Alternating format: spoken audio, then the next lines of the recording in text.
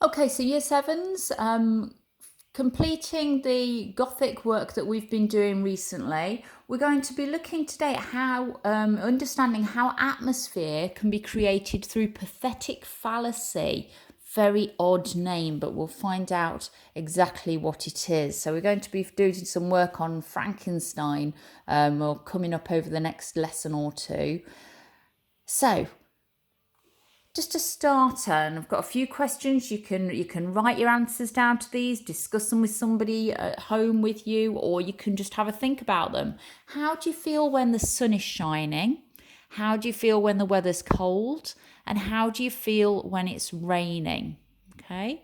So again, talk to somebody at home about each of those things. If it's me, when the sun's shining, I know I'm in a much happier mood. It's nice to look outside and see the sunshine and know it's warm and you can go outside.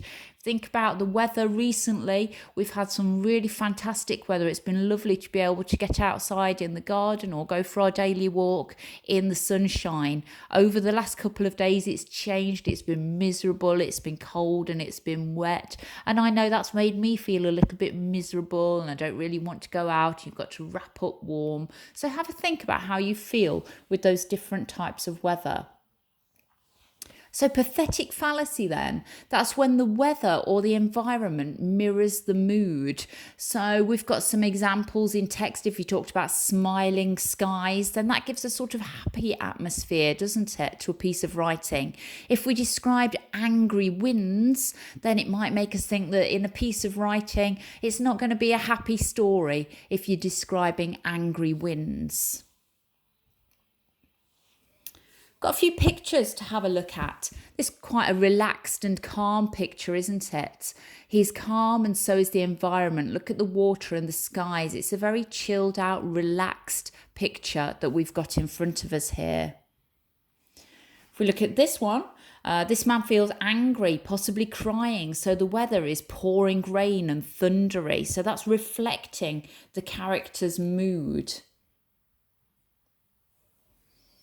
Here, we've got, you can see, obviously you can't see the sky, but you can see from the background that it's a sunny day. We've got reflections, everything's quite bright. The children are playful, they're happy, the environment is relaxed and gentle.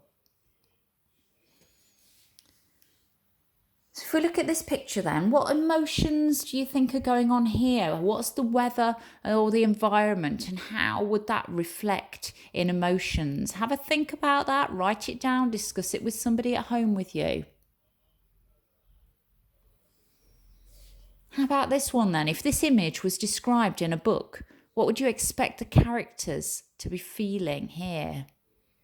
We're seeing lots of rainbows at the moment, obviously linking in with our claps for the NHS, lots of rainbow pictures in windows. You might have done some yourself. But how does it make you feel when you see a rainbow? Very different image here. If this image was described in a book, what would you expect the characters to be feeling here?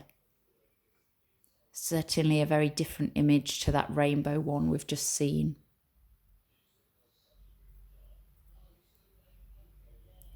Okay, I've got a model here. Today I woke up bright and early with a smile from ear to ear. The sun was shining and the birds were whistling in the trees. It was a beautiful day. So I want you to think about how that person feels. How do we know that? Does the weather mirror the mood in the piece of writing? And what's that called when the weather mirrors the mood? We did that earlier on in this lesson, so hopefully we can remember it. It's a funny name, 2 words. Scroll back or rewind a little bit if you can't remember. It's something that we need to know.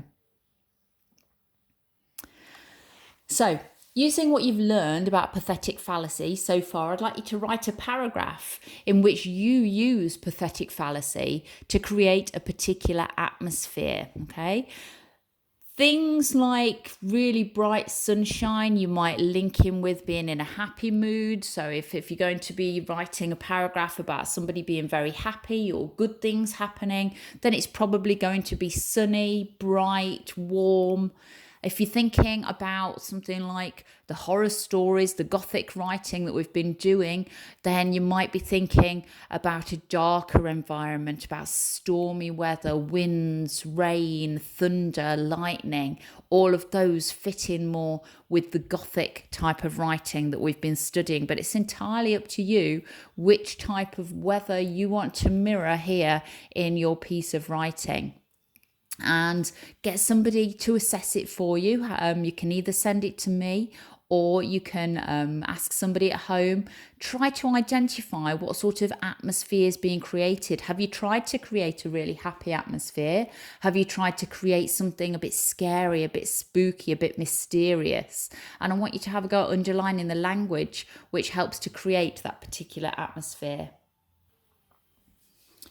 You could have a go at doing a couple of these and trying to create different atmospheres. So go for one that is sort of bad weather, a dark, creepy environment, creating a scary, mysterious atmosphere, and then do one that's completely opposite. You might do really sunny, happy piece of writing. You might do something quite snowy and isolated, and think about how that reflects the person's feelings and what's going on in their lives. So have a go at a couple, see if you can really adapt your writing using pathetic fallacy to reflect a particular atmosphere and emotion. Okay, so you should spend at least 10 minutes on this. If you're having a go at a couple of them, obviously you're going to spend a little bit longer.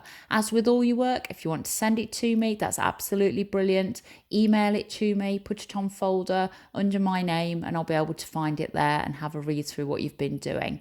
Okay, off you go.